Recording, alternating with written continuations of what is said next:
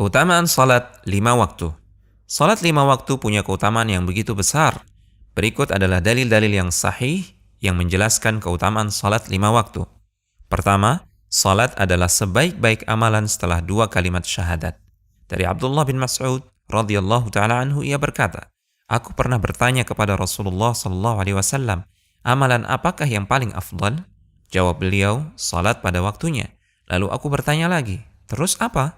"Berbakti kepada orang tua," jawab Nabi SAW. "Lalu apa lagi?" Aku bertanya kembali. "Jihad di jalan Allah," jawab beliau. Yang kedua, salat 5 waktu mencuci dosa.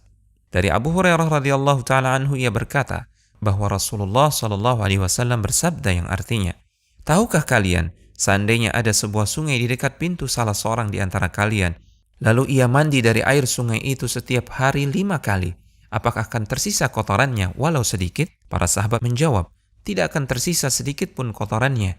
Beliau berkata, "Maka begitulah perumpamaan salat 5 waktu. Dengannya Allah menghapuskan dosa."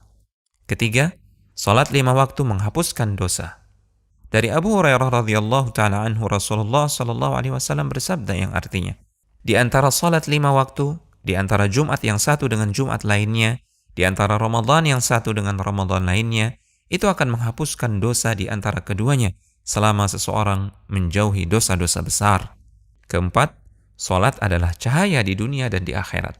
Nabi SAW bersabda, yang artinya, "Berilah kabar gembira bagi orang yang berjalan ke masjid dalam keadaan gelap, bahwasanya kelak ia akan mendapatkan cahaya sempurna pada hari kiamat." Kelima, Allah akan meninggikan derajat dan menghapuskan dosa. Rasulullah SAW bersabda yang artinya, "Hendaklah engkau memperbanyak sujud kepada Allah, karena engkau tidaklah sujud pada Allah dengan sekali sujud, melainkan Allah akan meninggikan derajatmu dan akan menghapuskan satu kesalahan darimu." Keenam, sebab mudah masuk surga dan dekat dengan Rasulullah SAW. Dari Rabi'ah bin Ka'ab radhiyallahu taala anhu, ia berkata, "Aku pernah bermalam bersama Rasulullah SAW. Aku mendatangi beliau dengan membawakan air wudhu dan memenuhi hajat beliau. Lantas beliau bersabda, 'Mintalah.' Aku berkata, 'Aku meminta kepadamu supaya dapat dekat denganmu di surga kelak.' Beliau berkata, 'Atau ada selain itu?' Aku menjawab, 'Itu saja yang aku minta.' Beliau bersabda, 'Tolonglah aku dengan engkau memperbanyak sujud.'" Yang dimaksud dengan memperbanyak sujud di sini adalah memperbanyak sujud dalam salat. Ketujuh, berjalan menuju salat akan dicatat sebagai kebaikan, meninggikan derajat dan menghapuskan dosa. Nabi SAW bersabda yang artinya, "Barang siapa bersuci di rumahnya, lalu ia berjalan menuju salah satu rumah Allah untuk menunaikan salah satu kewajiban yang Allah tetapkan, maka salah satu langkah kakinya akan menghapuskan kesalahan dan langkah kaki yang lain meninggikan derajat." Kedelapan, dijanjikan sebagai tamu di surga. Nabi SAW bersabda yang artinya, "Barang siapa berpagi-pagi atau ketika sore hari menuju masjid, maka Allah akan menjadikan untuknya sebuah tempat untuk tamu di surga ketika ia pergi di pagi atau sore hari." Kesembilan, menghapuskan dosa antara salat yang satu dan salat berikutnya.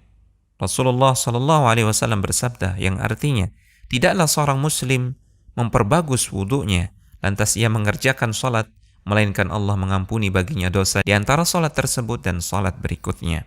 Kesepuluh, menghapuskan dosa yang telah lalu. Rasulullah SAW bersabda yang artinya, tidaklah seorang muslim menghadiri salat wajib, lalu ia memperbagus wudu dan mengerjakan salatnya dengan khusyuk. Juga ia memperbagus rukuknya, melainkan itu sebagai penghapus dosa sebelumnya selama seorang tidak melakukan dosa besar, dan ini berlaku sepanjang waktu. Rumaisa.com